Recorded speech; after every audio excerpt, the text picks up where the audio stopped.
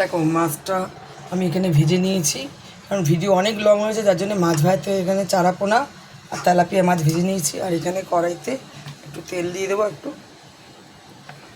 আর এখানে আছে ডাঁটা, কচি কচি ডাঁটা, আলু আর টমেটো, একদম সম্পূর্ণ গরম জলকে হালকা পাতলা রান্না সব দেখাবো। এখন দিয়ে দেবো 5 ফোড়ন, মাছের ঝোলটায় 5 ফোড়নই লাগবে।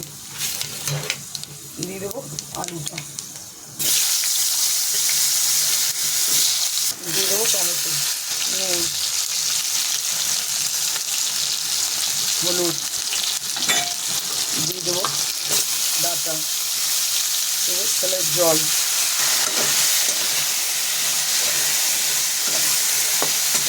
সম্পূর্ণ এখন গরমের হালকা পাতলা সব রান্না দেখাবো। দিয়ে দেবো জল, বেশি কষাবো না এটা, কারণ এটা নামানোর আগে একটা মশলা দেবো।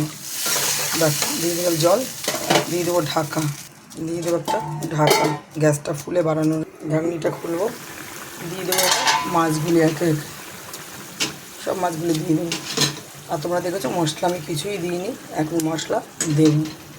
সেটা হচ্ছে কী মশলা তোমাদের দেখাচ্ছি।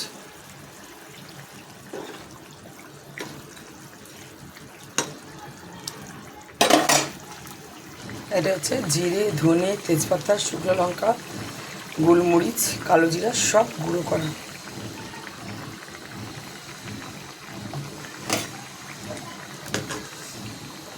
জ্যান্ত মাছের ঝোল এইভাবে করলে, এই মশলাটা দিলে একটা ঝোলের একটা স্বাদ আরও একটা বেড়ে যায়। চলো একটু ফুটুক, নামিয়ে নেব।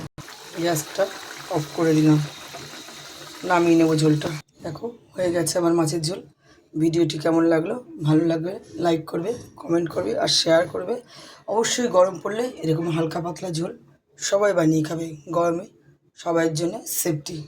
বেশি রিচ না খেয়ে এরকম খাবেন, এক ঝোল দিয়েই ভাত খাওয়া হয়ে যাবে। চলো।